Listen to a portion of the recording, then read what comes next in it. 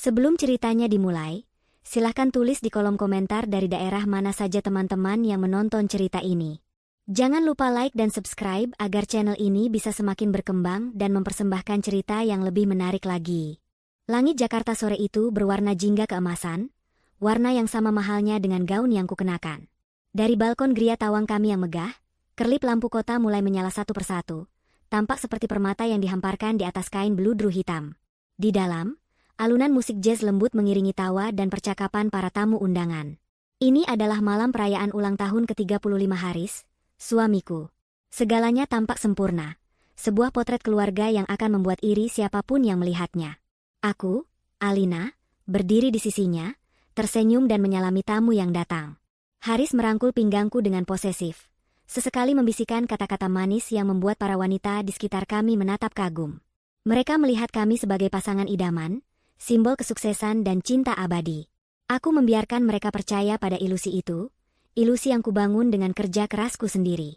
Rumah ini, mobil sport yang terparkir di garasi bawah, jam tangan mewah yang melingkar di pergelangan tangan Haris, bahkan perusahaan yang memberinya jabatan mentereng sebagai direktur pemasaran, semuanya adalah milikku. Aku membangun imperium bisnisku dari nol, dari sebuah ruko kecil hingga menjadi perusahaan properti raksasa yang disegani. Haris datang ke dalam hidupku saat aku sedang meniti tangga kesuksesan. Dia tampan, menawan, dan tahu persis apa yang harus dikatakan untuk membuat seorang wanita merasa istimewa. Aku jatuh cinta, atau lebih tepatnya, aku membiarkan diriku jatuh cinta. Aku lelah dengan kesendirian dan angka-angka. Haris adalah warna dalam hidupku yang monokrom. Aku memberinya segalanya, bukan karena dia memintanya, tetapi karena aku ingin melihatnya bahagia. Aku ingin membuktikan bahwa aku bisa menjadi istri yang sempurna sekaligus pebisnis yang andal. Malam itu, Haris menjadi pusat perhatian. Ia menceritakan kisah-kisah hebat tentang kami, tentang bagaimana kami melewati masa-masa sulit, tentang bagaimana kami mencapai semua ini. Aku hanya tersenyum tipis mendengarnya. Kata kami terdengar janggal di telingaku, karena aku tahu persis siapa yang berkeringat dan berdarah-darah untuk semua ini. Kontribusi terbesar Haris adalah senyum menawannya dan kemampuannya menjamu para klien di lapangan golf. Namun, aku menepis pikiran sinis itu. Mungkin aku hanya terlalu lelah. Mungkin aku hanya butuh istirahat dari semua tekanan ini. Aku mencoba meyakinkan diriku sendiri bahwa cintanya tulus, bahwa dia melihatku sebagai Alina, bukan sebagai pundi-pundi emas yang bisa ia gali sesuka hati. Saat aku sedang mengambil segelas sampanye, aku tak sengaja mendengar percakapan di sudut taman. Itu adalah suara Ibu Dewi, ibu mertuaku, yang sedang berbicara dengan beberapa teman sosialitanya. Suaranya yang melengking terdengar jelas di antara dentingan gelas. Tentu saja putraku Haris sangat sukses, katanya dengan bangga. Dia itu pintar memilih istri. Lihat saja Alina, mungkin wajahnya biasa saja, tapi otaknya dan tentu saja rekening banknya, luar biasa. Haris sangat beruntung. Dia tidak perlu susah payah bekerja seumur hidupnya. Tawa renyah para wanita itu terdengar menyusul, bagaikan belati es yang menusuk langsung ke jantungku. Beruntung? Jadi, semua ini hanya tentang keberuntungan? Bukan tentang cinta, bukan tentang kemitraan, melainkan tentang jackpot yang berhasil dimenangkan oleh putranya. Aku merasakan tanganku gemetar, gelas sampahnya di tanganku hampir terlepas. Selama ini, aku selalu berusaha mengambil hati Ibu Dewi. Aku membelikannya hadiah-hadiah mahal, mengajaknya berlibur ke luar negeri, merenovasi rumahnya. Aku pikir sikap dinginnya padaku perlahan akan mencair. Ternyata aku salah. Di matanya, aku bukan menantu, melainkan investasi terbaik untuk putranya. Aku berbalik, berusaha agar mereka tidak melihat wajahku yang memucat. Aku berjalan kembali ke keramaian, mencari wajah Haris. Aku menemukannya sedang tertawa bersama teman-temannya. Matanya berbinar, bukan karena bahagia melihatku, tetapi karena pujian dan sanjungan yang ia terima. Saat itulah, sebuah keraguan kecil yang selama ini kupendam di sudut tergelap hatiku, mulai tumbuh menjadi monster yang mengerikan. Apakah Haris sama seperti ibunya? Apakah dia menikahiku hanya karena hartaku? Apakah semua kata cinta dan janji setianya hanyalah bagian dari sandiwara besar? Aku teringat beberapa kejadian kecil yang selama ini kuabaikan. Saat aku harus lembur sampai larut malam untuk menyelesaikan sebuah proyek penting, Haris lebih memilih pergi ke klub bersama teman-temannya daripada menemaniku. Saat aku berhasil memenangkan tender besar, reaksinya yang pertama adalah bertanya berapa banyak keuntungan yang kami dapatkan, bukan memberiku selamat. Saat aku memberinya mobil sport terbaru sebagai hadiah, Ia langsung memamerkannya di media sosial dengan keterangan, hasil kerja keras tidak akan mengkhianati. Seolah-olah itu adalah jerih payahnya sendiri. Aku selalu memaafkannya, mencari-cari alasan untuk membenarkan tindakannya. Tapi malam ini, setelah mendengar ucapan Ibu Dewi, kepingan-kepingan puzzle itu mulai menyatu, membentuk sebuah gambaran yang sangat menyakitkan. Pesta akhirnya usai. Para tamu sudah pulang, menyisakan rumah yang berantakan dan keheningan yang canggung. Para staf kebersihan mulai bekerja, sementara aku dan Haris masuk ke dalam kamar kami. Ia melepas dasi kupu-kupunya dan menjatuhkan diri ke tempat tidur dengan senyum puas. Pesta yang luar biasa, sayang. Semua orang terkesan. Kamu memang yang terbaik, katanya sambil menepuk-nepuk sisi kosong di sebelahnya, menyuruhku bergabung. Aku tidak bergerak. Aku hanya berdiri di dekat jendela, menatap kosong ke arah kota yang tidak pernah tidur. Haris, panggilku pelan. Apakah kamu mencintaiku? Dia tertawa kecil, menganggapnya sebagai pertanyaan manja. Tentu saja aku mencintaimu, Alina. Pertanyaan macam apa itu? Kamu adalah segalanya untukku. Jika suatu hari nanti, aku melanjutkan, suaraku sedikit bergetar, semua ini hilang? Rumah ini, mobil, perusahaan, uang. Jika aku tidak punya apa-apa lagi, apakah kamu akan tetap di sisiku? Haris bangkit dari posisi tidurnya. Senyumnya memudar, digantikan oleh kerutan di dahinya. Kenapa kamu bicara seperti itu? Jangan bicara yang tidak-tidak. Bisnismu baik-baik saja, kan? Lihat, reaksi pertamanya adalah kekhawatiran tentang bisnis, tentang uang. Bukan tentang perasaanku, bukan tentang kemungkinan kami hidup bersama dalam kesulitan. Dia tidak menjawab pertanyaanku. Dia hanya menepis kemungkinan itu. Malam itu, untuk pertama kalinya, aku tidur di sofa ruang kerja. Aku menatap langit-langit yang tinggi, merasa begitu kecil dan sendirian di dalam istana yang kubangun sendiri. Sebuah keputusan mulai terbentuk di benakku. Sebuah rencana gila, nekat, dan sangat berisiko. Tapi aku harus melakukannya. Aku harus tahu yang sebenarnya. Aku tidak bisa hidup selamanya dalam keraguan. Aku harus tahu apakah pria yang tidur di kamar sebelah itu benar-benar mencintai diriku, atau hanya mencintai semua yang kumiliki. Pagi harinya, aku bangun dengan tekad yang bulat. Aku menghubungi Siska, asisten pribadiku yang paling loyal dan telah bersamaku sejak awal merintis usaha. Dia bukan sekadar karyawan, dia adalah sahabat yang paling kupercaya. Aku memintanya datang ke kantor pada hari Minggu yang sepi itu. Di ruang rapat yang kosong, aku menceritakan semuanya. Keraguanku, rasa sakitku, dan rencana gilaku. Siska mendengarkan dengan saksama, wajahnya menunjukkan simpati dan kekhawatiran. Ibu yakin mau melakukan ini? Ini sangat berisiko, kata Siska setelah aku selesai bicara. Aku lebih tidak sanggup hidup dalam kebohongan. Siska, jawabku tegas. Aku harus tahu. Aku akan pura-pura bangkrut. Aku ingin melihat reaksinya, reaksi ibunya. Aku ingin tahu apakah fondasi pernikahan ini dibangun di atas cinta, atau hanya di atas tumpukan uang. Siska terdiam sejenak, lalu mengangguk mantap. Baik, Bu. Saya akan bantu siapkan semuanya. Aktor, dokumen palsu, semuanya. Kapan kita akan mulai? Aku menatap keluar jendela, melihat gedung-gedung pencakar langit yang menjadi saksi bisu perjuanganku selama ini. Aku telah membangun sebuah kerajaan. Sekarang, saatnya untuk menguji apakah rajaku pantas duduk di tahta di sampingku. Besok pagi, kataku dengan suara mantap. Kita jalankan operasi badai. Senin pagi datang dengan suasana yang berbeda. Biasanya, pagi hari di rumah kami diisi dengan aroma kopi premium dan kesibukan mempersiapkan diri untuk menaklukkan dunia bisnis. Tapi pagi itu, udara terasa berat dan penuh ketegangan. Aku sengaja bangun lebih lambat dari biasanya, memberikan waktu bagi timku untuk beraksi. Sesuai rencana, Siska telah menyewa sebuah perusahaan event organizer yang biasa menangani pembuatan film untuk berperan sebagai tim penyita dari bank. Mereka datang dengan seragam resmi, wajah garang, dan setumpuk dokumen palsu yang tampak sangat asli. Sebuah truk besar juga sudah terparkir di halaman depan, seolah siap mengangkut semua barang berharga kami. Aku turun dari kamar dan langsung memasang ekspresi paling panik dan putus asa yang bisa kubuat. Aku melihat para petugas itu menempelkan stiker merah bertuliskan, aset ini disita bank, di hampir semua perabotan mewah kami. Sofa kulit dari Italia, lukisan-lukisan mahal di dinding, bahkan grand piano di sudut ruangan, semuanya kini memiliki tanda yang mengerikan itu. Para asisten rumah tangga kami, yang sudah diberi pengarahan oleh Siska untuk ikut berakting, tampak menangis di pojokan. Suasana yang tercipta benar-benar sempurna, seperti adegan dalam sebuah film drama yang tragis. Pemimpin tim penyita, seorang pria berperut buncit dengan kumis tebal, mendekatiku dengan map di tangannya. "Maaf, Ibu Alina," katanya dengan suara yang dibuat sedingin mungkin. "Berdasarkan catatan kami, perusahaan Ibu telah gagal membayar utang yang sangat besar. Pihak bank terpaksa mengambil tindakan tegas dengan menyita seluruh aset pribadi Ibu sebagai jaminan."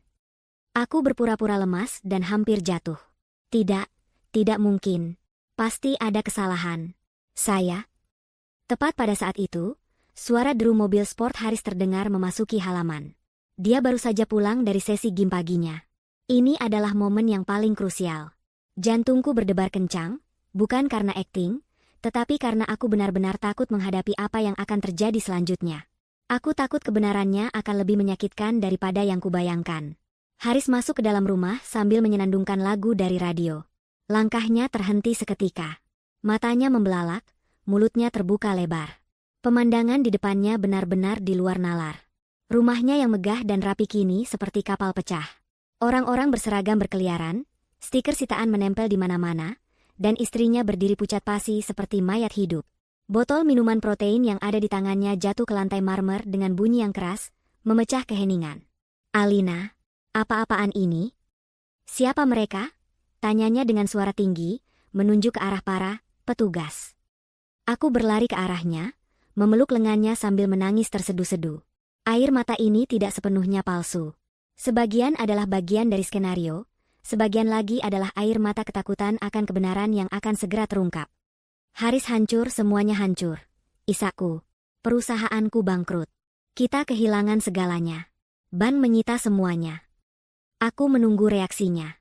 Aku berharap, dengan sisa harapan terakhir yang kumiliki, dia akan memelukku erat.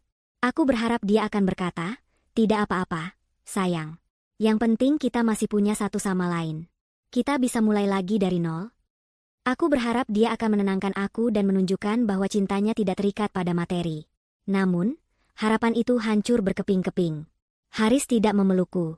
Dia justru melepaskan tanganku dari lengannya dengan kasar. Wajahnya yang tadinya pucat karena syok, kini berubah menjadi merah padam karena amarah. Matanya menatapku dengan tajam, bukan dengan tatapan simpati, melainkan dengan tatapan penuh tuduhan. Kelembutan yang biasa ia tunjukkan lenyap tak berbekas, digantikan oleh kekejaman yang belum pernah kulihat sebelumnya. "Bagaimana bisa ini terjadi?" bentaknya, suaranya menggema di seluruh ruangan. Kalimat itu persis seperti yang ada dalam skenario terburuk di kepalaku. Dia tidak bertanya tentang keadaanku. Dia tidak peduli dengan perasaanku. Yang ada di otaknya hanyalah, bagaimana, mengapa, dan siapa yang harus disalahkan. Aku tidak tahu, Haris. Proyek terakhir gagal total, pasar tiba-tiba anjlok, semuanya terjadi begitu cepat. Jawabku, terus melanjutkan sandiwaraku sambil menahan rasa sakit yang menusuk di dada. Gagal? Anjlok? Dia tertawa sinis, tawa yang terdengar sangat mengerikan. "Jangan memberiku alasan bodoh, Alina. Kamu yang menjalankannya. Kamu yang memegang kendali. Bagaimana bisa kamu membiarkan ini terjadi? Apa saja yang kamu lakukan selama ini?" Dia mulai berjalan mondar-mandir seperti singa yang terperangkap di dalam kandang. Tangannya menunjuk-nunjuk ke arahku, ke arah perabotan, seolah aku adalah penjahat terbesar di dunia. "Rumah ini, mobilku, kehidupanku. Semuanya akan hilang karena kebodohanmu," teriaknya lagi, kali ini tepat di depan wajahku.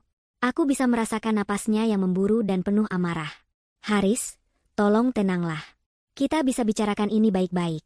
Aku mencoba menenangkannya, padahal hatiku sendiri sudah hancur lebur. "Tenang? Kamu menyuruhku tenang?" Dia mendorong bahuku, tidak terlalu keras, tetapi cukup untuk membuatku terhuyung mundur. "Kamu tidak becus. Selama ini aku selalu memujimu sebagai wanita hebat, pebisnis jenius. Ternyata apa? Kamu hanya wanita bodoh yang beruntung, dan sekarang keberuntunganmu sudah habis." Setiap kata yang keluar dari mulutnya adalah belati yang mengoyak hatiku. Wanita bodoh yang beruntung.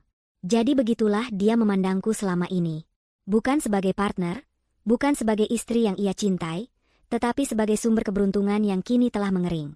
Topengnya telah benar-benar terlepas.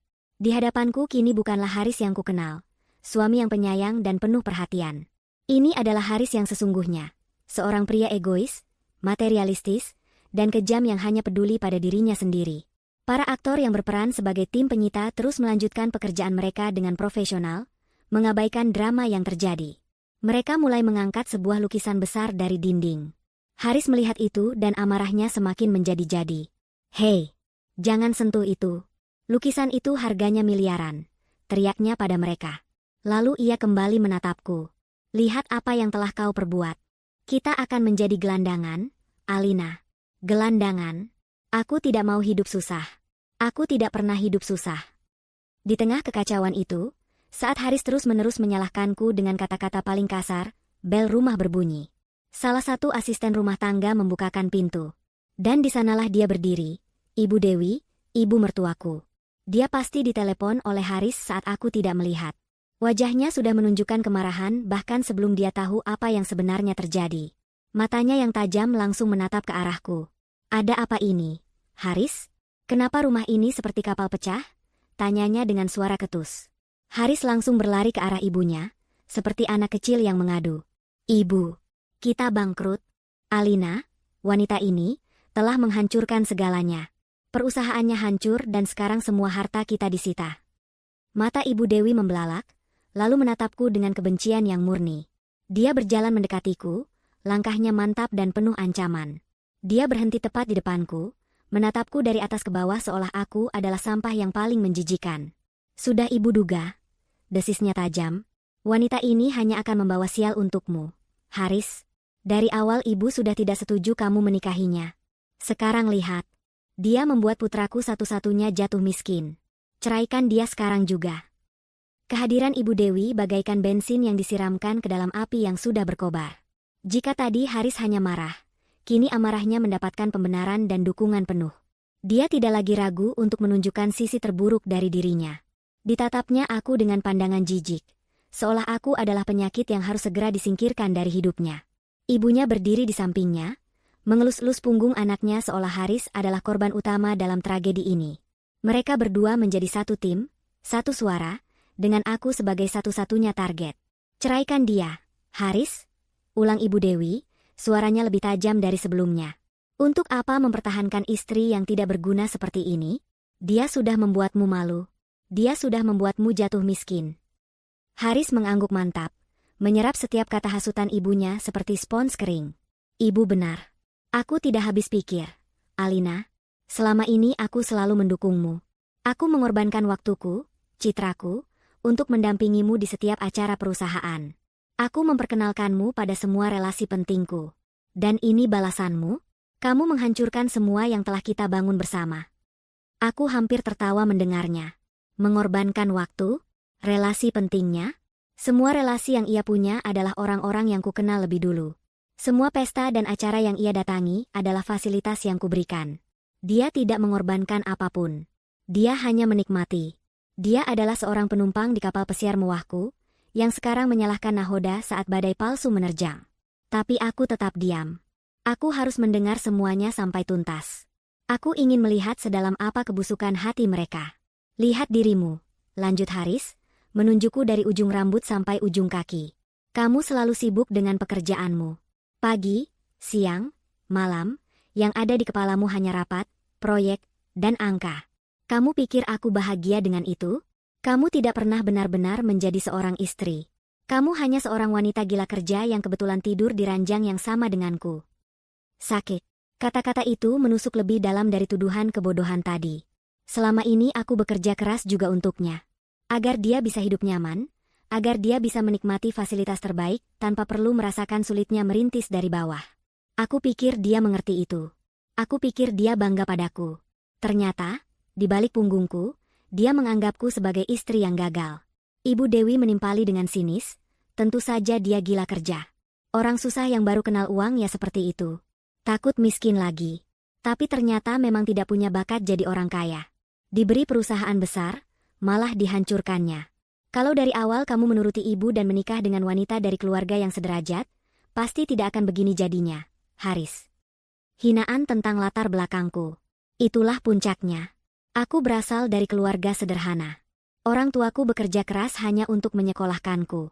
Aku membangun bisnis ini dengan beasiswa, pinjaman bank, dan jam kerja 20 jam sehari. Mereka tahu itu. Dan sekarang mereka menggunakan perjuanganku itu sebagai senjata untuk menghinaku. Rasa sakit di hatiku perlahan mulai membeku, berubah menjadi bongkahan es yang dingin dan tajam. Air mataku berhenti mengalir. Aku menatap mereka berdua dengan pandangan yang kosong, merekam setiap kata, setiap ekspresi wajah mereka ke dalam memori permanen. Para aktor penyita, sesuai arahan Siska, sengaja memilih target berikutnya dengan sangat cermat. 2 orang dari mereka mendekati lemari kaca tempat aku menyimpan koleksi perhiasan dan jam tangan. Salah satu dari mereka membuka laci dan mengeluarkan kotak bludru biru berisi jam tangan edisi terbatas yang kuberikan pada Haris sebagai hadiah ulang tahun lalu. Melihat itu, mata Haris melotot. Dia langsung menerobos dan merebut kotak itu. "Jangan sentuh itu. Ini milikku," teriaknya histeris. Pemimpin tim penyita mendekat dengan tenang. "Maaf, Bapak Haris. Semua aset yang dibeli selama masa pernikahan dengan Ibu Alina, termasuk barang-barang pribadi, menjadi bagian dari jaminan utang. Semuanya akan kami sita." "Dibeli selama masa pernikahan?" Haris tertawa mengejek.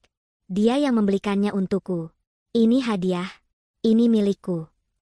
"Justru itu, Pak," jawab petugas itu dengan sabar. "Karena Ibu Alina yang membelinya, maka ini termasuk aset beliau." Logika sederhana itu tidak bisa diterima oleh otak egois Haris. Wajahnya memerah karena malu dan marah. Dia tidak bisa membantah fakta bahwa bahkan barang paling berharga yang ia klaim sebagai miliknya ternyata adalah pemberianku, adalah sebuah tamparan keras di depan ibunya. Dia melempar kotak jam itu ke lantai dengan frustrasi. Lalu, dia kembali melampiaskan amarahnya padaku. "Ini semua salahmu," desisnya. "Seandainya kamu lebih pintar. Seandainya kamu mendengarkanku. Aku sudah sering bilang, jangan terlalu berisiko mengambil proyek itu. Tapi kamu keras kepala. Kamu selalu merasa paling benar, paling hebat. Sekarang rasakan akibatnya."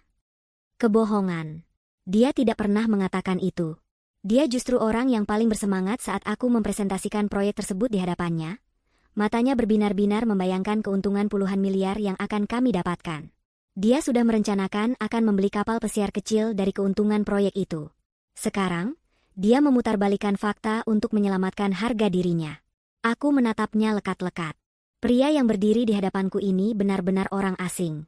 Pria yang dulu setiap pagi memberiku kecupan selamat tinggal sebelum berangkat kerja. Pria yang pernah memijat kakiku saat aku kelelahan. Pria yang berjanji di hadapan Tuhan untuk menemaniku dalam suka dan duka, dalam kaya dan miskin. Semua itu terasa seperti kenangan dari kehidupan orang lain.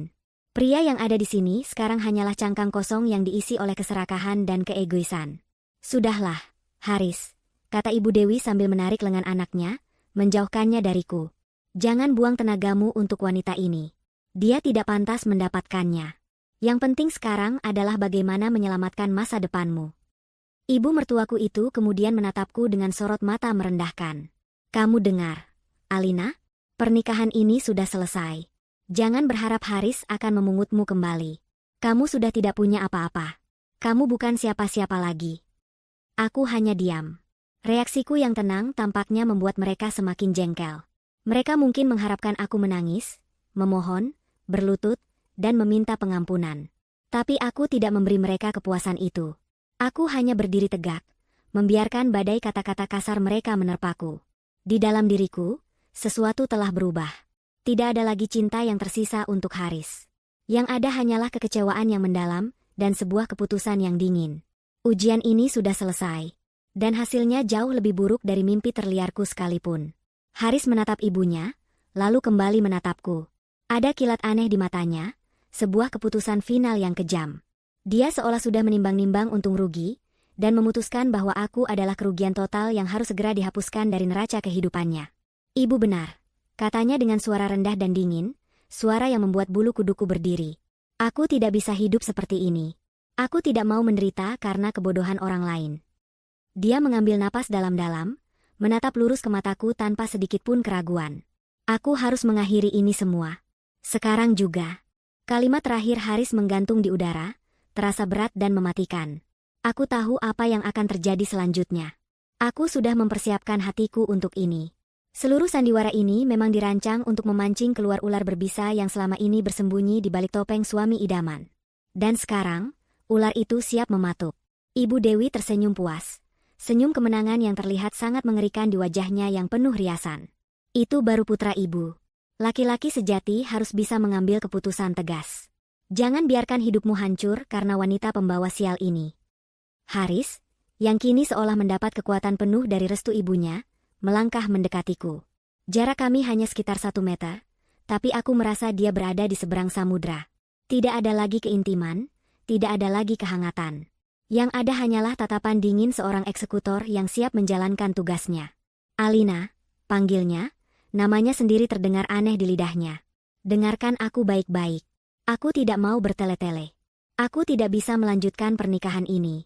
Aku tidak sudi menghabiskan sisa hidupku dalam kemiskinan bersamamu.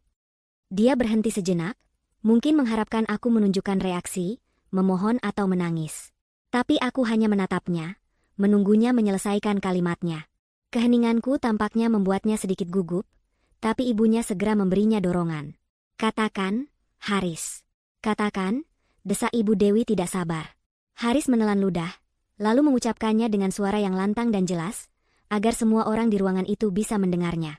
Aku, Haris Wijoyo, menceraikan kamu, Alina Suryo, dengan talak 3. Mulai detik ini, kita bukan lagi suami istri. 3 kata sederhana yang memiliki bobot begitu besar.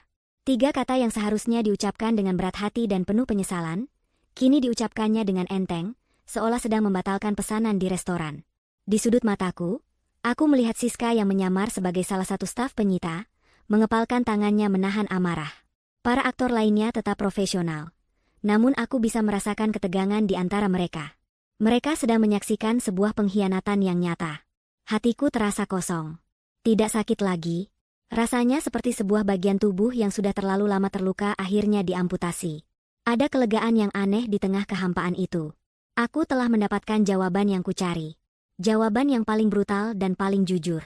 Seolah perceraian itu saja tidak cukup. Ibu Dewi menambahkan penghinaan di atas luka. Dia mendekat sambil tersenyum sinis. Bagus. Akhirnya putraku bebas. Dan kamu, Alina, jangan khawatirkan Haris.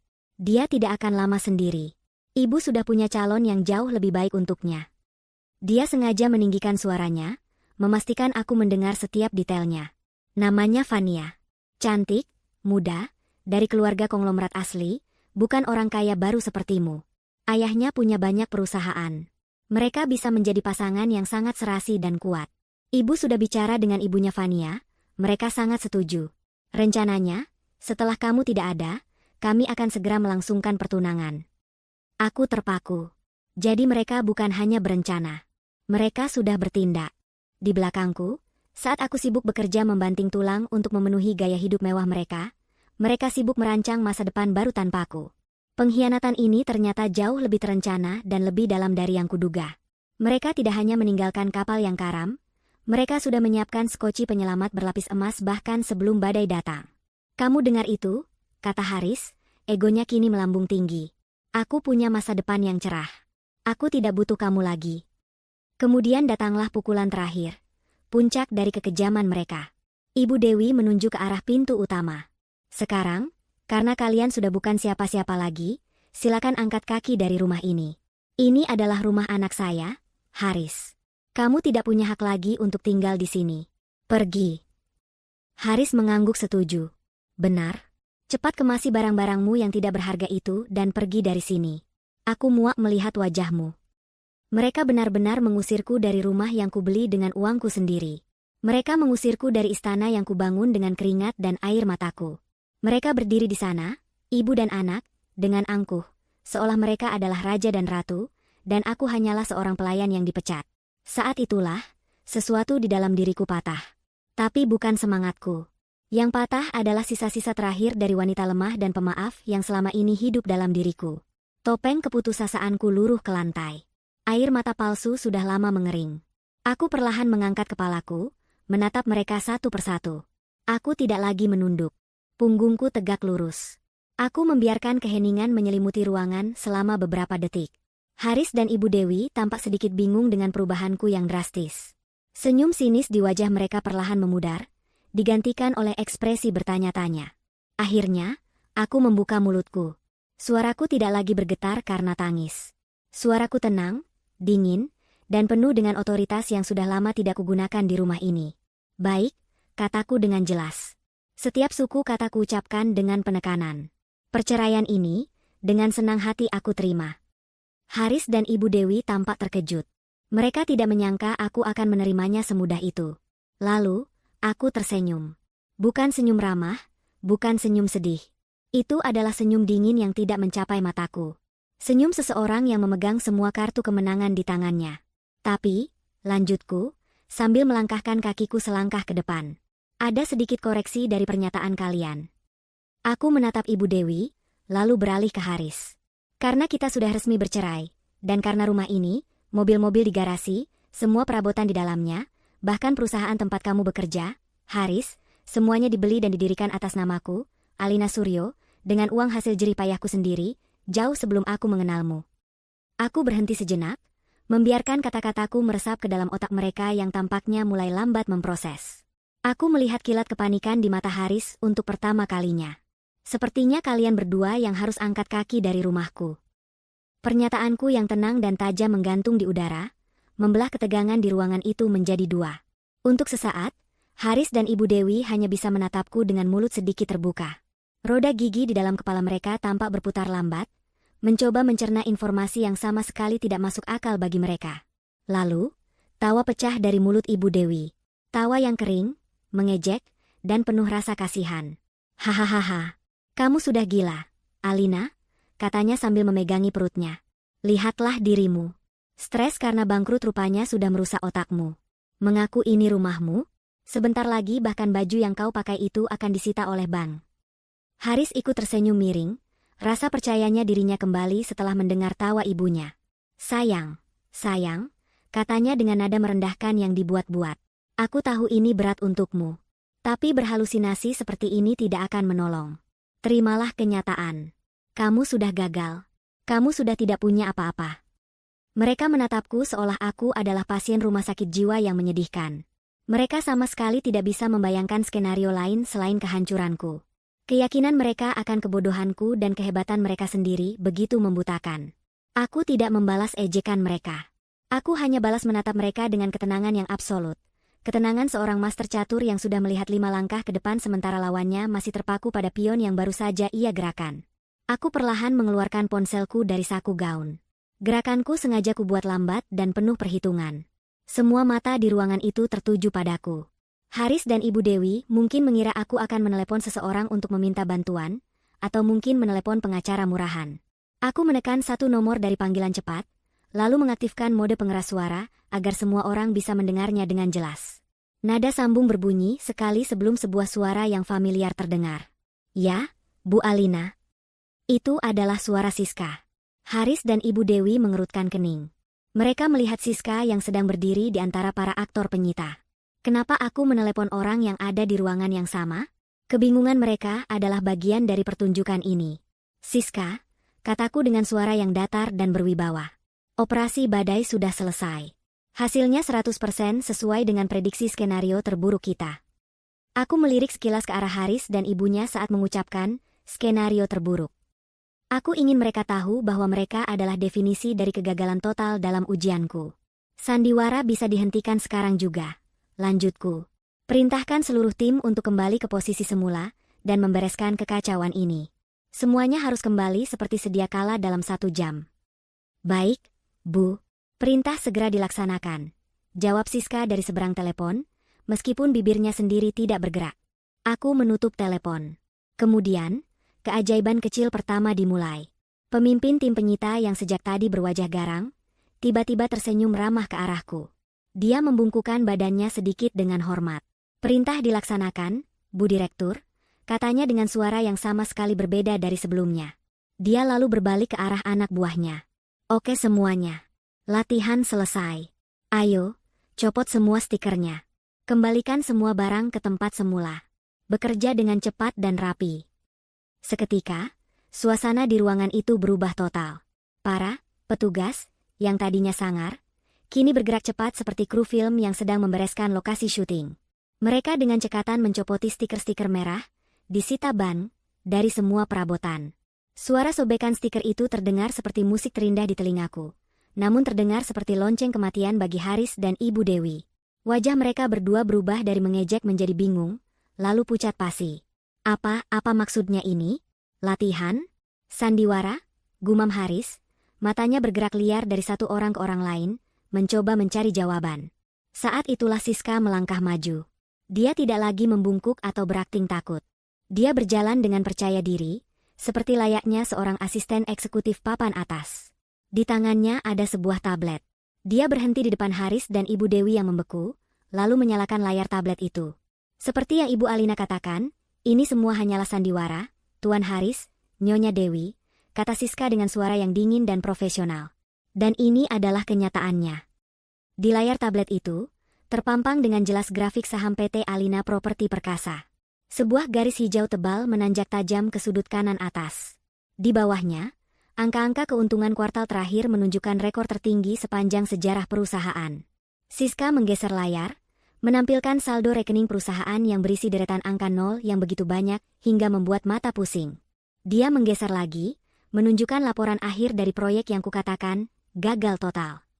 Laporan itu diberi stempel, sukses besar, dengan proyeksi keuntungan 3 kali lipat dari target awal. Ini tidak mungkin. Bisik Ibu Dewi, tangannya gemetar menunjuk ke arah tablet. Bagaimana bisa? Bukankah kamu bilang? Aku bilang aku bangkrut, potongku. Aku melangkah mendekati mereka, menikmati setiap detik dari ekspresi horor yang terlukis di wajah mereka. Benar, aku memang mengatakannya. Aku juga mengatakan bahwa aku mencintaimu, Haris. Ternyata, keduanya adalah kebohongan. Aku berhenti tepat di depan mereka. Tapi bedanya, lanjutku, kebohonganku punya tujuan. Aku ingin menguji. Aku ingin tahu apakah pria yang kunikahi dan ibu mertua yang kuhormati, benar-benar tulus. Atau apakah mereka hanya dua parasit serakah yang menempel pada hartaku. Aku menatap lurus ke mata Haris.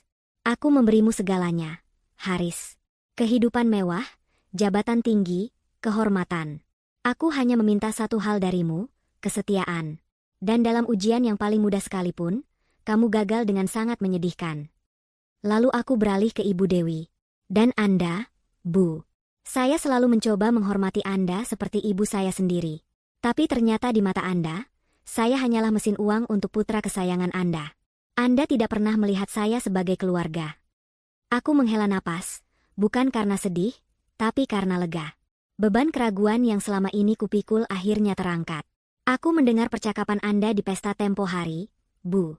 Tentang betapa, beruntungnya, Haris mendapatkan istri kaya.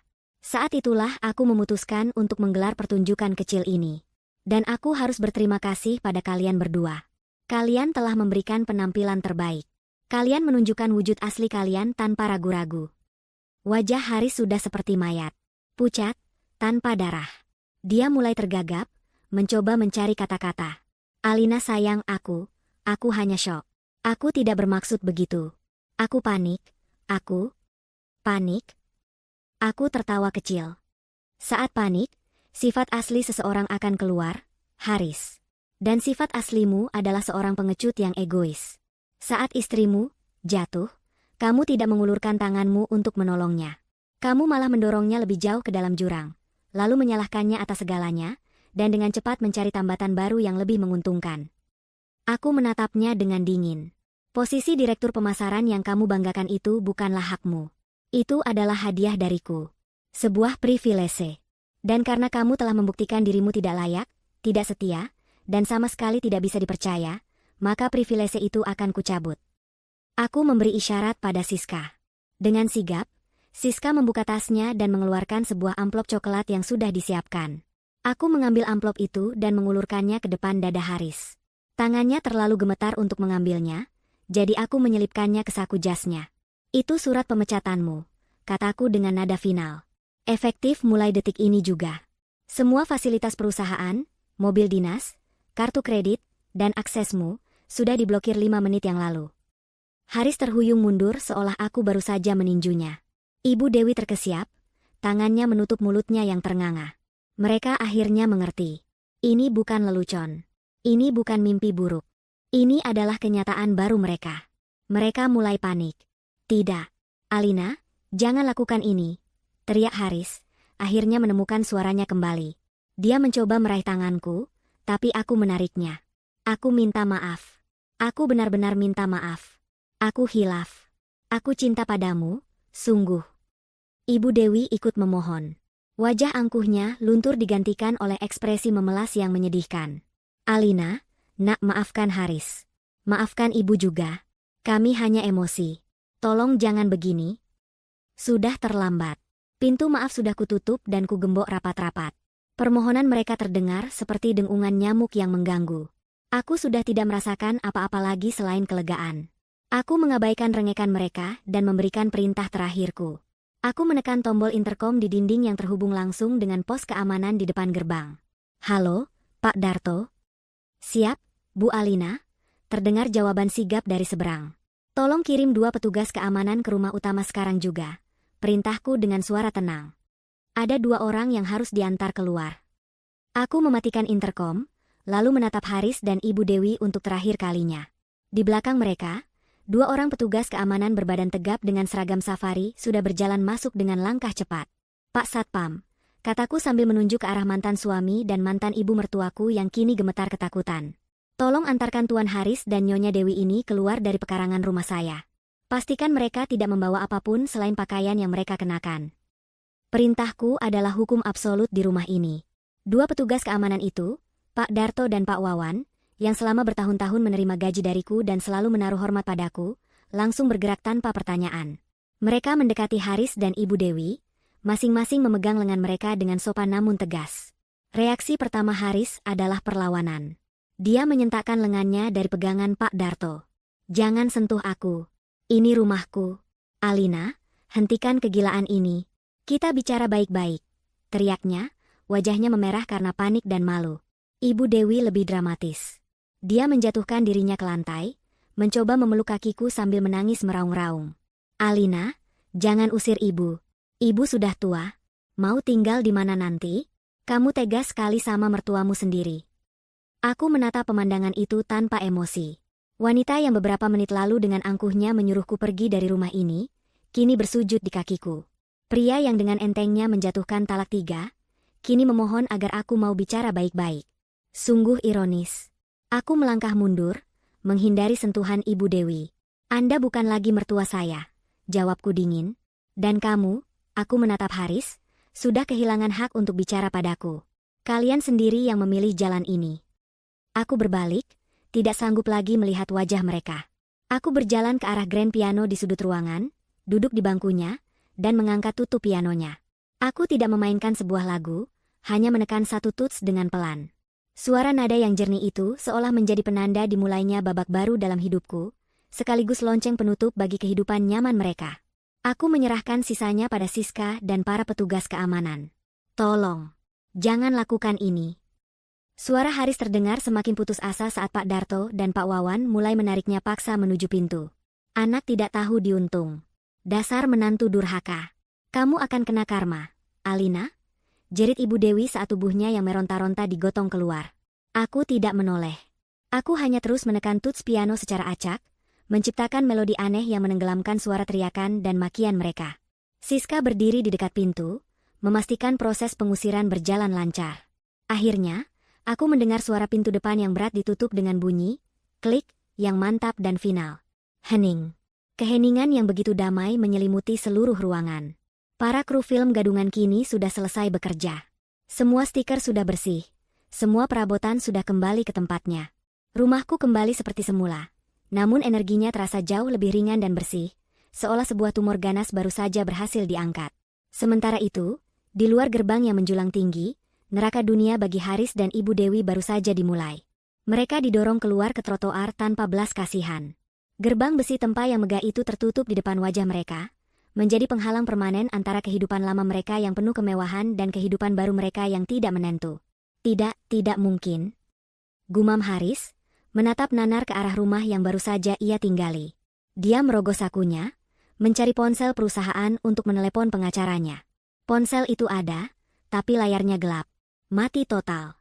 Siska sudah memastikan kartu SIM dan semua aksesnya dinonaktifkan dari pusat. Ponselku mati, katanya panik pada ibunya.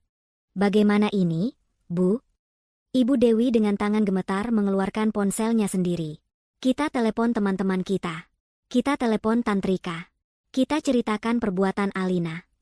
Dengan napas terengah-engah, Ibu Dewi mencari kontak Tantrika, ibu dari Fania.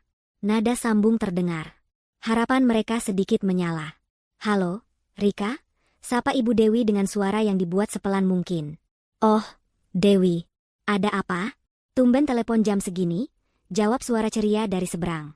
Rika, aku butuh bantuanmu. Ibu Dewi mulai menceritakan sebuah versi cerita yang sudah ia karang, di mana Alina tiba-tiba mengamuk dan mengusir mereka tanpa alasan. Namun, belum selesai dia bercerita, suara Tantrika berubah menjadi dingin. Tunggu dulu, Dewi. Barusan aku dapat pesan berantai di grup arisan. Katanya Haris dipecat dan kalian diusir karena ketahuan mau morotin Alina? Benar begitu? Jantung Ibu Dewi serasa copot. Siska bergerak lebih cepat dari mereka. Dia sudah menyebarkan versi cerita yang sebenarnya ke beberapa orang paling berpengaruh di lingkaran sosial mereka. Tidak. Itu fitnah. Itu. Sudahlah, Dewi. Aku tidak mau ikut campur urusan keluargamu. Maaf ya, aku sedang sibuk. Telepon ditutup. Haris dan Ibu Dewi saling pandang dengan ngeri. Reputasi mereka hancur hanya dalam hitungan menit. Tapi mereka belum menyerah. Harapan terakhir mereka adalah Fania. Mungkin Fania, dengan cintanya, mau menampung mereka.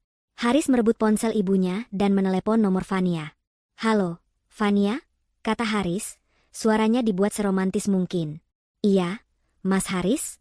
Ada apa? Jawab Fania dengan nada manja. Fania, aku ada sedikit masalah. Aku dan ibu sedang di luar. Bisakah kami ke rumahmu dulu? Masalah? Masalah apa, Mas? Tadi Mama cerita katanya Mas dipecat ya? Terus sekarang gak punya apa-apa lagi. Suara Fania tidak lagi terdengar manja, melainkan penuh selidik. Haris menelan ludah. Itu hanya salah paham. Fania, nanti aku jelaskan. Yang penting. Tiba-tiba terdengar suara tawa yang keras dan mengejek dari Fania. Tawa yang sama sekali tidak ia sangka akan ia dengar dari gadis itu. Hahaha. Salah paham? Mas Haris, Mas Haris. Aku ini mau dinikahi untuk hidup enak. Jadi nyonya direktur. Bukan untuk menampung pengangguran Kre dan ibunya. Tante kira aku mau sama gelandangan? Jangan mimpi. Kle. Telepon dimatikan. Itulah vonis terakhir mereka. Harapan terakhir mereka hancur berkeping-keping. Ditolak mentah-mentah oleh calon menantu dan istri idaman. Mereka kini benar-benar sendirian. Haris mencoba membuka aplikasi mobile banking di ponsel ibunya untuk memeriksa rekening pribadinya yang ia kira masih ada isinya. Saldonya 0. Semua transfer bulanan yang biasa ia terima dari rekeningku sudah dihentikan. Semua saham atas namanya, yang juga merupakan pemberianku, sudah ditarik kembali melalui perjanjian kuasa yang pernah ia tanda tangani tanpa membacanya dengan teliti. Matahari mulai terbenam, menyirami jalanan dengan warna oranye. Lampu-lampu jalan mulai menyala. Beberapa tetangga yang lewat dengan mobil melirik ke arah mereka dengan tatapan aneh, antara kasihan dan mengejek. Haris, sang direktur pemasaran yang selalu tampil necis, kini berdiri di pinggir jalan dengan jas mahal tapi wajah kuyu dan putus asa. Ibu Dewi, sang sosialita yang selalu menghina orang lain, kini duduk di trotoar yang kotor, riasannya luntur karena air mata. Mereka tidak punya uang, tidak punya teman, tidak punya tujuan. Pintu neraka dunia telah terbuka lebar di hadapan mereka, dan mereka baru saja didorong masuk ke dalamnya tanpa persiapan apapun. Kehidupan penderitaan mereka baru saja dimulai. Baik, kita lanjutkan ke babak penderitaan mereka. Bab 7, Hujan Penyesalan di Kontrakan Sempit. Malam pertama setelah pengusiran adalah yang terpanjang dalam hidup Haris dan Ibu Dewi. Berdiri di trotoar yang dingin di bawah sorotan lampu jalan yang kejam, kemewahan rumah megah di belakang mereka terasa seperti fata morgana. Realitas menghantam mereka dengan kekuatan sebuah truk kontainer. Mereka tidak punya tujuan, tidak punya uang, dan yang terpenting, tidak punya siapa-siapa. Ego dan gengsi yang selama ini menjadi baju zirah mereka, kini luruh menjadi debu, menyisakan dua manusia yang rapuh dan ketakutan. Ibu Dewi, dengan sisa-sisa tenaganya, teringat pada seorang sepupu jauh yang tinggal di pinggiran kota. Seorang kerabat yang selama ini selalu ia pandang sebelah mata, yang undangannya selalu ia abaikan, dan yang pameran kuenya pernah ia cemooh di grup arisan. Dengan menelan ludah dan harga diri yang sudah terkoyak, ia menelepon nomor itu. Mereka akhirnya mendapatkan tumpangan dan tempat berteduh untuk malam itu. Namun, Sambutan yang mereka terima jauh dari hangat. Sang sepupu, yang jelas sudah mendengar kabar kejatuhan mereka, menerima mereka dengan senyum tipis yang penuh ironi. Mereka diizinkan tidur di sebuah gudang sempit di belakang rumah yang pengap dan penuh barang bekas. Sepanjang malam, Haris tidak bisa tidur. Suara nyamuk yang mendengung di telinganya terdengar seperti ejekan, sementara aroma kamper dan debu membuatnya mual. Ibunya menangis tanpa suara di pojokan, sebuah pemandangan menyedihkan yang anehnya tidak menimbulkan simpati sedikit pun di hati Haris, hanya kejengkelan. Keesokan paginya, mereka diminta untuk segera pergi. "Maaf, Mbak Dewi," kata sang sepupu tanpa basa-basi. "Rumah kami kecil, tidak bisa menampung orang lama-lama. Apalagi saya tidak mau ikut-ikutan masalah kalian dengan Mbak Alina. Dia orang baik." Dipermalukan dan diusir untuk kedua kalinya dalam 24 jam, mereka kembali terdampar di jalanan. Dengan sisa uang tunai yang ada di dompet Ibu Dewi, beberapa lembar ratusan ribu yang ia siapkan untuk uang jajan, mereka terpaksa mencari tempat tinggal. Bukan lagi apartemen mewah atau rumah di kompleks elit. Pencarian mereka berakhir di sebuah gang sempit dan becek, di antara deretan rumah-rumah petak yang saling berhimpitan. Mereka berhasil menyewa satu petak kontrakan bulanan yang dindingnya lembab, catnya mengelupas, dan hanya diterangi satu bohlam 5 watt yang berkedip-kedip.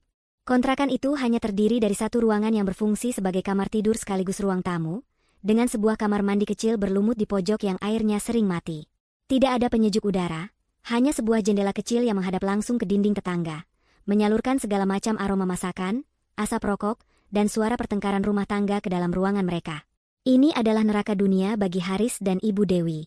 Hari-hari pertama adalah siksaan.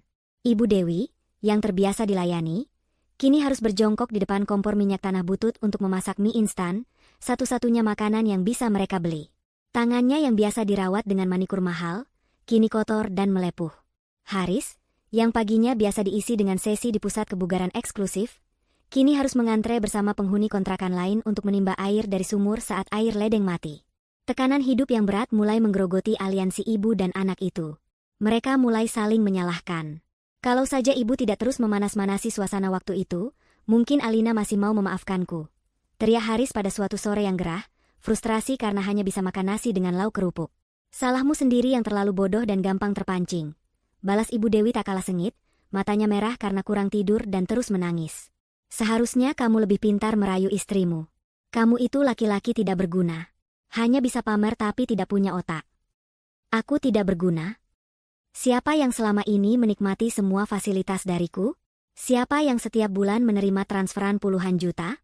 Ibu lupa? Itu uang menantuku, bukan uangmu."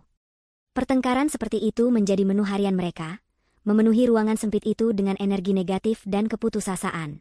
Kemewahan yang dulu menyatukan mereka dalam kesombongan, kini kemiskinan memisahkan mereka dalam kebencian.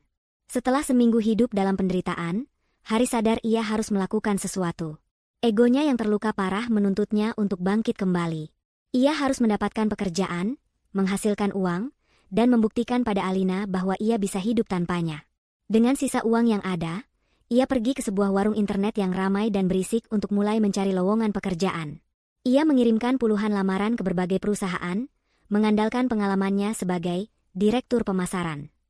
Namun, hari berganti minggu, tidak ada satupun panggilan yang masuk. Rasa percaya dirinya mulai goyah. Ia mencoba menghubungi beberapa kolega lama, teman-teman yang dulu sering ia traktir minum atau ia ajak bermain golf. Respon yang ia terima seragam, penolakan. Beberapa langsung menutup telepon, yang lain beralasan tidak bisa membantu, dan ada pula yang terus terang berkata, "Maaf, Haris. Reputasimu sudah hancur." Tidak ada yang mau mempekerjakan orang yang dikenal tidak loyal pada istrinya sendiri. Itu menunjukkan karakter yang buruk. Haris akhirnya mengerti. Alina tidak hanya memecatnya dan mengusirnya. Alina, melalui jaringan dan pengaruhnya yang luas, telah membangun sebuah tembok tak kasat mata di sekelilingnya. Siska, atas perintah Alina, telah dengan sangat efektif menyebarkan narasi tentang pengkhianatan Haris. Dia dicap sebagai lintah darat, seorang oportunis yang menikahi Alina hanya untuk hartanya. Di dunia bisnis di mana reputasi adalah segalanya, cap itu adalah hukuman mati. Putus asa dan lelah, suatu malam Haris kembali duduk di depan komputer di warnet yang pengap itu. Ia iseng membuka sebuah portal berita bisnis ternama, portal yang dulu sering menampilkan profilnya di acara-acara perusahaan. Dan di sanalah, di halaman utama, Terpampang sebuah foto yang seolah sengaja dipasang untuk menyiksanya. Foto Alina. Itu bukan foto biasa. Alina berdiri di atas podium dalam sebuah konferensi pers internasional di Singapura. Dia mengenakan setelan kerja berwarna biru elektrik yang membuatnya tampak begitu berkuasa dan elegan. Rambutnya ditata sempurna, dan di wajahnya tersungging senyum tipis yang penuh percaya diri. Di belakangnya, sebuah layar besar menampilkan logo perusahaannya di samping logo sebuah korporasi multinasional raksasa. Judul berita di bawah foto itu ditulis dengan huruf tebal yang seolah melompat keluar dari layar dan menampar wajah Haris. CEO Alina Suryo mengumumkan ekspansi perusahaan skala internasional, menandatangani kontrak kerjasama senilai triliunan rupiah. Haris membaca artikel itu kata per kata. Pujian setinggi langit dilayangkan untuk Alina. Ia disebut sebagai visioner, seorang pemimpin yang tangguh, simbol pemberdayaan wanita, dan salah satu otak bisnis paling cemerlang di generasinya. Tidak ada satu kata pun yang menyinggung tentang kehidupan pribadinya, seolah perceraiannya adalah sebuah catatan kaki kecil yang tidak penting dalam buku sejarah kesuksesannya yang gemilang. Haris menatap foto itu lama sekali. Dia melihat wanita yang pernah menjadi istrinya, wanita yang memasak sarapan untuknya, wanita yang ia peluk setiap malam. Tapi wanita di foto itu terasa begitu jauh, begitu tinggi, berada di dimensi lain yang tak mungkin ia jangkau lagi. Dia melihat kehidupan yang seharusnya menjadi miliknya. Dia seharusnya berdiri di samping Alina di panggung itu, menikmati kilatan lampu kamera, menerima ucapan selamat. Sebuah penyesalan yang begitu pekat dan pahit memenuhi seluruh rongga dadanya, hingga ia sulit bernapas. Dia tidak hanya kehilangan uang. Dia telah kehilangan segalanya. Dia telah membuang satu-satunya orang di dunia yang benar-benar mengangkat derajatnya, dan ia membuangnya demi kepuasan sesaat dan hasutan ibunya. Suara bising dari anak-anak yang bermain game di sebelahnya, aroma rokok yang menyengat, dan panasnya ruangan warnet itu tiba-tiba terasa 100 kali lebih menyiksa. Sambil menatap layar, menatap senyum kemenangan Alina, Haris akhirnya menangis. Tangisan seorang pecundang yang sadar bahwa ia telah membuat kesalahan terbesar dalam hidupnya. Tangisan penyesalan di warnet malam itu menjadi titik balik bagi Haris. Namun, penyesalannya bukanlah penyesalan yang murni. Itu adalah penyesalan seorang penjudi yang kehilangan segalanya, yang kini putus asa ingin kembali ke meja taruhan untuk memenangkan kembali hartanya. Tekad baru terbentuk di dalam dirinya, sebuah tekad yang lahir dari keputusasaan, ia harus mendapatkan Alina kembali. Bukan karena cinta, tetapi karena Alina adalah tiket satu-satunya untuk keluar dari neraka kemiskinan ini. Dia pulang ke kontrakan dengan semangat yang dibuat-buat dan menyampaikan rencananya pada ibunya. Ibu Dewi, yang sudah lelah hidup menderita, langsung setuju. Mereka menyusun strategi, percaya bahwa dengan kombinasi permohonan maaf yang tulus dan sedikit drama, hati Alina yang pernah mencintai Haris pasti akan luluh. Mereka salah besar. Upaya pertama mereka adalah mendatangi kantor Alina. Dengan sisa uang terakhir, mereka naik taksi menuju gedung pencakar langit yang megah di pusat distrik bisnis, gedung yang sama yang pernah Haris masuki setiap hari dengan dagu terangkat. Kini, ia masuk melalui lobi yang sama dengan kepala tertunduk. Mereka mencoba melewati meja resepsionis, dengan Haris berkata, "Saya Haris Wijoyo, saya ada urusan keluarga yang sangat mendesak dengan Bu Alina." Resepsionis muda itu, yang sudah mendapat instruksi jelas dari Siska, menatap mereka dengan senyum profesional yang dingin. "Mohon maaf, Bapak Haris. Ibu Alina sedang dalam rapat penting dan jadwalnya penuh hingga bulan depan. Tidak ada nama Bapak dalam daftar tamu. Ini darurat. Saya mantan suaminya." Desak Haris, suaranya mulai meninggi, menarik perhatian beberapa karyawan yang lalu lalang. "Justru karena itu, Pak," jawab sang resepsionis dengan tenang. "Saya mendapat perintah khusus bahwa Anda tidak diizinkan naik." Kesabaran Haris habis. Dia mencoba menerobos palang pintu elektronik, diikuti oleh ibunya. Seketika, dua orang petugas keamanan internal yang berbadan jauh lebih besar dari satpam di rumah Alina, bergerak cepat dan menghadang mereka. Terjadilah keributan kecil. Haris meronta, Ibu Dewi menjerit-jerit, menuduh perusahaan itu tidak punya hati. Pemandangan itu menjadi tontonan gratis di lobi yang ramai.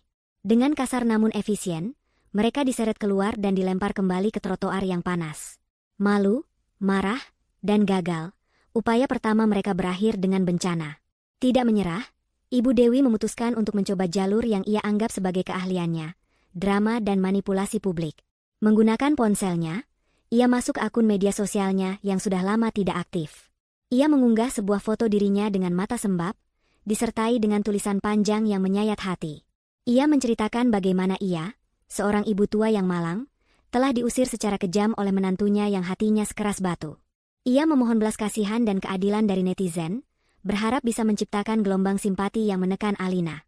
Awalnya, beberapa temannya yang tidak tahu cerita sebenarnya memberikan komentar dukungan. Namun, itu tidak berlangsung lama. Kurang dari 24 jam kemudian, serangan balasan datang, dan itu jauh lebih brutal dari yang mereka bayangkan. Tim humas Alina, di bawah komando Siska yang cerdas, tidak perlu mengotori tangan mereka sendiri. Mereka secara anonim membocorkan paket informasi ke akun-akun gosip paling berpengaruh dan beberapa portal berita online. Paket itu berisi bukti-bukti yang tak terbantahkan. Tangkapan layar mutasi rekening yang menunjukkan aliran dana jutaan rupiah setiap bulan dari Alina ke Ibu Dewi. Kumpulan foto-foto liburan mewah Ibu Dewi di Eropa, lengkap dengan tas-tas bermerek yang harganya ratusan juta. Semuanya dibiayai oleh Alina. Dan yang paling mematikan, sebuah rekaman audio pendek dari hari pengusiran. Dalam rekaman itu, suara Ibu Dewi terdengar sangat jelas dan lantang saat ia menghasut Haris untuk menceraikan Alina dan menjodohkannya dengan Fania si anak konglomerat. Dunia maya meledak. Ibu Dewi yang tadinya mencoba berperan sebagai korban, kini menjadi bulan-bulanan seluruh Indonesia. Ia dicap sebagai mertua parasit, tidak tahu terima kasih, dan julukan-julukan lain yang lebih buruk. Fotonya menjadi meme, dan kisahnya menjadi pelajaran bagi banyak orang. Serangan itu begitu telak hingga Ibu Dewi terpaksa menonaktifkan semua akun media sosialnya, dan tidak berani keluar dari kontrakan selama berhari-hari karena malu. Gagal di dunia nyata dan dunia maya, mereka mencoba jalur hukum. Haris teringat istilah, harta gono gini. Dia yakin, sebagai suami, dia berhak atas separuh kekayaan Alina.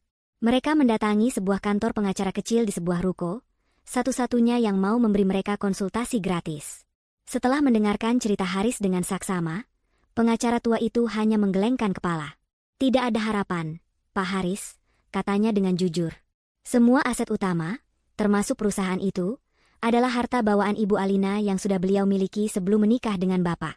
Bapak tidak punya hak sedikit pun atas itu. Harta yang didapat selama pernikahan pun, seperti jam tangan dan mobil, statusnya adalah hadiah yang bisa dibuktikan dengan mudah oleh pihak Ibu Alina. Melawan tim pengacara perusahaannya sama saja dengan bunuh diri. Tidak ada pengacara waras yang mau mengambil kasus ini. Harapan terakhir mereka pun pupus. Mereka terpojok, tidak punya pilihan lain. Hanya ada satu jalan tersisa, membuang semua harga diri dan mengemis maaf dengan cara paling menyedihkan. Suatu sore yang mendung, mereka kembali ke kompleks perumahan mewah itu. Mereka tidak berani mendekati gerbang utama, takut langsung diusir oleh Pak Darto. Mereka menunggu di seberang jalan, bersembunyi di balik sebuah pos gardu tua. Berjam-jam mereka menunggu, menahan lapar dan lelah. Awan hitam akhirnya pecah, menumpahkan hujan yang sangat deras. Mereka basah kuyup, menggigil kedinginan, namun tetap bertahan. Penampilan mereka sungguh menyedihkan, seperti dua ekor anjing liar yang dibuang pemiliknya. Tepat saat mereka hampir menyerah, sebuah sedan hitam mewah berhenti di depan gerbang. Jantung mereka berdebar kencang. Itu mobil yang sering dipakai Alina. Pintu belakang terbuka. Harapan mereka membuncah. Namun, yang keluar bukanlah Alina. Itu Siska. Siska kini tampil sangat berbeda. Dia mengenakan blazer mahal dan sepatu hak tinggi, penampilannya tajam dan profesional. Dia keluar dari mobil di bawah naungan payung yang dibukakan oleh sopir. Dia melihat Haris dan Ibu Dewi yang gemetar kedinginan di seberang jalan. Wajahnya tidak menunjukkan kemarahan atau kemenangan, hanya semacam rasa kasihan yang dingin. Dia berjalan menyeberang jalan, payungnya melindungi dirinya dari hujan deras. Dia berhenti di depan mereka berdua, menatap mereka yang basah kuyup dari atas ke bawah. Percuma kalian menunggu di sini, kata Siska, suaranya tenang namun menusuk. Ibu Alina tidak ada di Jakarta. Beliau sedang mengurus pembukaan cabang baru di London. Haris dan Ibu Dewi hanya bisa menatapnya dengan pandangan kosong. London. Sementara mereka membusuk di sini, Alina sudah terbang melintasi benua, mencapai level kesuksesan yang bahkan tidak bisa mereka bayangkan. Siska kemudian melanjutkan dengan kalimat yang menghancurkan sisa-sisa harapan mereka. Ibu Alina berpesan, katanya, meskipun Haris tahu ini mungkin kata-katanya sendiri, beliau sedang sibuk membangun masa depannya. Beliau tidak punya waktu, dan tidak punya keinginan, untuk melihat kembali masa lalu yang sudah membusuk. Siska merogoh tas tangannya, mengeluarkan beberapa lembar uang ratusan ribu, dan menyodorkannya pada Haris. Ini bukan dari Ibu Alina. Ini dari saya pribadi. Pakai untuk makan malam ini dan cari tempat berteduh yang layak. Tindakan itu adalah penghinaan terakhir yang paling menyakitkan. Diberi sedekah oleh seorang asisten yang dulu biasa mereka perintah-perintah. Rasa malu yang membakar membuat Haris tidak sanggup menerima uang itu. Tapi ibunya, yang sudah dikalahkan oleh rasa lapar dan dingin, dengan cepat menyambar uang itu dari tangan Siska. Siska menatap mereka untuk terakhir kalinya, lalu berbalik dan berjalan kembali ke mobilnya tanpa mengucapkan sepatah kata pun. Mobil itu meluncur masuk ke dalam gerbang yang terbuka, meninggalkan Haris dan Ibu Dewi yang basah kuyup, dipermalukan, dan benar-benar kalah. 6 bulan berlalu. Waktu adalah hakim yang kejam bagi mereka yang menyia-nyiakannya, dan bagi Haris serta Ibu Dewi, 6 bulan terasa seperti 6 tahun di neraka. Kehidupan mereka kini telah menetap dalam sebuah rutinitas penderitaan yang monoton. Kontrakan sempit itu bukan lagi tempat singgah sementara, melainkan rumah permanen mereka. Aroma apak dari dinding yang lembab telah meresap ke dalam pakaian dan rambut mereka. Kemiskinan bukan lagi sebuah kejutan yang mengerikan, melainkan teman sehari-hari yang membebani pundak mereka dengan berat. Haris telah menelan semua sisa harga dirinya. Setelah puluhan lamaran kerja tidak pernah mendapat balasan, ia terpaksa melakukan satu-satunya pekerjaan yang bisa ia dapatkan tanpa memerlukan reputasi atau referensi, menjadi pengemudi ojek online. Setiap pagi, ia mengenakan jaket hijau kusam yang sama, menyalakan motor bebek kreditnya yang berisik, dan mulai berkeliling di bawah panasnya matahari Jakarta yang membakar. Wajahnya yang dulu terawat, kini gelap terbakar matahari dan dihiasi garis-garis kelelahan. Punggungnya sering sakit karena terlalu lama duduk di atas motor. Ia harus berhadapan dengan pelanggan yang cerewet, orderan fiktif, dan kejamnya jalanan ibu kota hanya untuk mengumpulkan recehan demi recehan. Pria yang dulu biasa membahas saham miliaran di ruangan ber-AC, kini harus berdebat sengit dengan pelanggan hanya karena selisih ongkos kirim Rp1.000. Ibu Dewi pun tidak lebih baik. Setelah menjadi bahan cemoohan di dunia maya, ia mengurung diri selama berminggu-minggu. Namun, perut yang lapar adalah motivator yang paling kuat. Ia terpaksa mencari penghasilan. Dengan keahlian yang terbatas, ia akhirnya bekerja membantu di sebuah warung Tegal kecil di ujung gang, mencuci piring dan mengupas bawang dari subuh hingga sore hari. Tangannya yang dulu dihiasi cincin berlian, kini kasar dan berbau bumbu. Setiap hari ia mendengar gosip para ibu-ibu tetangga, dan sesekali ia mendengar mereka membicarakan kisah sosialita jatuh miskin, yang tidak mereka sadari orangnya sedang duduk di pojok dapur sambil mengulek sambal. Setiap gosip itu terasa seperti sayatan garam di atas luka yang tak kunjung kering. Hubungan ibu dan anak itu kini penuh racun. Mereka hidup bersama bukan karena kasih sayang, melainkan karena keterpaksaan. Setiap malam, di dalam kontrakan yang pengap itu, mereka akan bertengkar hebat, saling menyalahkan atas nasib buruk yang menimpa mereka, sebelum akhirnya terlelap dalam kelelahan dan keputusasaan yang sama. Suatu Sabtu malam, saat Haris sedang beristirahat di pangkalan ojek dekat sebuah minimarket, ia menerima notifikasi di grup percakapan para pengemudi. Seseorang membagikan foto kemacetan parah di sekitar kompleks perumahan elit tempat tinggal lamanya. Keterangannya berbunyi, hindari area permata hijau, nyonya besar lagi ngadain pesta, jalanan ditutup. Jantung Haris berdebar. Nyonya besar. Hanya ada satu orang yang disebut seperti itu di area tersebut. Alina. Rasa penasaran yang menyakitkan, seperti kecanduan yang tidak bisa ia lawan, mendorongnya. Ia menyalakan motornya dan melaju ke arah yang seharusnya ia hindari. Ia berkata pada dirinya sendiri bahwa ia hanya ingin melihat situasi. Tapi jauh di dalam hatinya ia tahu, ia ingin menyiksa dirinya sendiri. Dia memarkir motornya di kejauhan dan menelepon ibunya. Bu, Alina sedang mengadakan pesta besar di rumah. Cepat kemari. Aku tunggu di warung kopi seberang kompleks.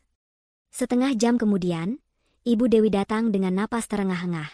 Mereka berdua duduk di bangku plastik reot sebuah warung kopi kecil, memesan 2 gelas kopi instan termurah, dan dari sana, mereka memiliki pemandangan yang sempurna ke arah gerbang Mensyahn yang dulu menjadi milik mereka. Pemandangan itu adalah sebuah diorama surga dan neraka. Dari tempat mereka duduk yang gelap dan becek, mereka bisa melihat gerbang megah itu terbuka, menyambut iring-iringan mobil-mobil mewah Eropa yang berkilauan. Mereka melihat para tamu turun dengan gaun malam dan setelan jas mahal, disambut oleh staf berseragam. Terdengar alunan musik orkestra yang lembut dan tawa renyah yang terbawa angin. Itu adalah dunia yang pernah mereka huni, dunia yang terasa begitu dekat namun tak terhingga jauhnya. Kemudian, mereka melihatnya. Alina berdiri di dekat pintu utama untuk menyambut seorang tamu penting, seorang menteri. Dia mengenakan gaun berwarna merah marun yang sederhana namun sangat anggun, membuatnya tampak seperti seorang ratu. Dia tidak mengenakan perhiasan yang berlebihan, namun seluruh dirinya memancarkan aura kekuatan, keanggunan, dan kebahagiaan yang tulus. Dia tertawa, Dan tawa itu terdengar begitu lepas, begitu bebas. Tawa seorang wanita yang tidak lagi memiliki beban di pundaknya. "Lihat dia, Haris," bisik Ibu Dewi, suaranya bergetar karena campuran iri dan benci. "Dia tampak lebih bahagia setelah menyingkirkan kita. Seharusnya kamu yang berdiri di sana, di sampingnya. Seharusnya kita yang ada di dalam sana." Haris tidak menjawab. Matanya terpaku pada pemandangan itu. Dia melihat Siska, yang kini berdiri di samping Alina, bukan lagi sebagai asisten, melainkan sebagai seorang sahabat karib, berdiskusi dengan Alina sambil tersenyum. Dia melihat para kolega bisnis yang dulu menjilatnya, kini membungkuk hormat pada Alina. Dia melihat semua kemewahan, semua kehormatan, semua kehidupan yang telah ia tukar dengan kesombongan dan kebodohan sesaat. Setiap mobil mewah yang masuk, setiap tawa bahagia yang terdengar, setiap kilatan lampu dari kamera fotografer, semuanya adalah belati yang menusuk jantungnya berulang-ulang. Penyesalan yang ia rasakan bukan lagi sekadar penyesalan karena kehilangan uang. Ini adalah penyesalan eksistensial. Ia sadar bahwa ia telah menghancurkan satu-satunya hal terbaik yang pernah terjadi dalam hidupnya. Ia telah membunuh angsa bertelur emasnya, dan kini ia hanya bisa memandangi telur-telur emas itu dari kejauhan, dimiliki oleh orang lain, sementara ia sendiri harus mengais remah-remah untuk bertahan hidup. Mereka duduk di sana selama hampir 1 jam. Membisu, terhipnotis oleh pemandangan menyakitkan itu, seolah sedang menonton film tentang kehidupan ideal yang telah dicuri dari mereka. Kopi di gelas mereka sudah lama dingin. Sama dinginnya dengan harapan di hati mereka. Tiba-tiba, di tengah lamunannya yang pahit, ponsel Haris yang tergeletak di atas meja bergetar hebat. Sebuah notifikasi muncul di layarnya yang sudah retak. Bukan pesan dari temannya, bukan pula berita. Itu adalah sebuah notifikasi dari aplikasi ojek online-nya. Sebuah orderan baru masuk. Haris menatap layar itu dengan malas, hendak mengabaikannya. Tapi kemudian, matanya terpaku pada detail pesanan itu. Jenis layanan, GoFood. Restoran, pizza Italiano Premium, cabang Senayan. Pesanan, 5 kotak pizza ukuran jumbo, berbagai topping. Lalu, matanya turun ke baris terakhir. Baris yang membuat darahnya serasa berhenti mengalir dan napasnya tertahan di tenggorokan. Alamat pengantaran, Jalan Permata Utama nomor 1 Menshavn Alina Suryo. Ponsel itu hampir terlepas dari tangannya yang gemetar. Takdir, dengan selera humornya yang paling kejam, baru saja memberinya sebuah perintah. Dia tidak hanya harus menonton pesta dari luar. Dia diperintahkan untuk masuk dan melayani pesta yang telah mengucilkannya. Dunia Haris seakan berputar. Notifikasi di layar ponselnya terasa seperti surat panggilan eksekusi mati. Seluruh instingnya berteriak untuk menekan tombol, batalkan. Melarikan diri. Bersembunyi. Tapi kemudian ia melihat nominal argo pengantaran dan potensi tip dari pesanan besar seperti itu. Jumlahnya mungkin setara dengan penghasilannya selama 3 hari. Kebutuhan yang mendesak berperang dengan harga diri yang sudah compang-camping. Dengan tangan yang masih gemetar dan perasaan mual di perutnya, ia menekan tombol, terima pesanan. Perjalanan menuju restoran pizza terasa seperti perjalanan menuju tiang gantungan. Pikirannya kosong. Setelah mengambil 5 kotak pizza besar yang panas dan berat, ia memulai bagian kedua dari perjalanannya, kembali ke kompleks Permata Hijau. Setiap meter yang ia tempuh mendekati mansion itu, terasa seperti 1 langkah lebih dalam ke pusat mimpi buruknya. Dia tiba di depan gerbang utama yang megah. Pak Darto, petugas keamanan yang dulu selalu memberinya hormat militer, kini menatapnya dari pos jaga dengan pandangan datar. Haris membuka kaca helmnya. "Pak, saya antar makanan," katanya dengan suara serak, merasa sangat konyol. Pak Darto mengenalinya. Tidak ada ekspresi terkejut di wajahnya, hanya sedikit rasa kasihan. "Oh, kamu, Riz. Lewat pintu belakang saja, ya. Lurus terus, nanti belok kiri sebelum taman. Jangan masuk dari sini, ini untuk tamu." Perintah itu adalah penghinaan pertama. Lewat pintu belakang. Dia, mantan tuan rumah, kini harus melewati jalur yang diperuntukkan bagi staf, catering, dan para pelayan. Dengan hati yang hancur, ia memutar motornya, mengikuti jalan kecil di sisi Menshavn yang belum pernah ia lewati sebelumnya. Jalan itu membawanya ke sebuah gerbang besi sederhana dan area parkir untuk staf. Di sana, dunia terlihat sangat berbeda. Tidak ada gemerlap, yang ada hanya kesibukan para staf catering yang hilir mudik dan tumpukan kotak serta peti. Dia memarkir motornya, menurunkan tumpukan pizza yang berat, dan berjalan menuju pintu servis. Udara di sana panas dan penuh dengan berbagai macam aroma makanan, serta suara benturan piring dan wajan. Dia merasa seperti penyusup di dunianya sendiri. Seorang kepala staf catering yang sibuk menghampirinya. Pizza? Oh ya, taruh di meja sana. Nanti biar kami yang bawa ke dalam. Haris meletakkan pizza-pizza itu di atas meja yang ditunjuk. Tugasnya sudah selesai. Dia hanya perlu menekan tombol konfirmasi di aplikasi dan pergi dari tempat terkutuk ini secepat mungkin. Dia berbalik, hendak melangkah pergi. Namun, tepat pada saat itu, sebuah pintu yang menghubungkan area servis dengan taman belakang terbuka. Dan dari pintu itu, Alina melangkah keluar. Dia mungkin sedang mencari udara segar atau memeriksa persiapan di taman. Waktu seolah berhenti. Haris membeku di tempatnya. Alina, dalam balutan gaun merahnya yang memesona, tampak seperti makhluk dari dunia lain di tengah kesibukan dapur yang kacau ini. Dia belum melihat Haris. Matanya sedang menatap ke arah taman. Kemudian, dia berbalik. Dan mata mereka bertemu. Jantung Haris serasa diremas. Inilah saatnya. Saat untuk konfrontasi, makian, atau mungkin, secerca harapan. Dia mempersiapkan diri untuk melihat kemarahan, kebencian, atau setidaknya senyum kemenangan yang mengejek di wajah Alina. Tapi yang ia dapatkan jauh lebih buruk dari itu semua. Alina menatapnya selama 2 detik penuh. Ada sedikit kerutan di dahinya, ekspresi seseorang yang mencoba mengenali wajah yang samar-samar familiar, seperti teman sekolah dasar yang sudah lama tak bertemu. Lalu, kerutan itu hilang, digantikan oleh senyum tipis yang sopan dan impersonal.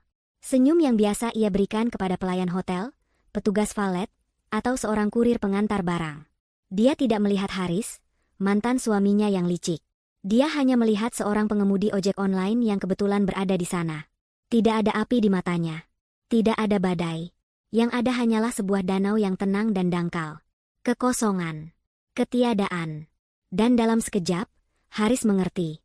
Inilah hukuman yang paling menyakitkan. Bukan dibenci, bukan dimusuhi, tetapi dianggap tidak pernah ada.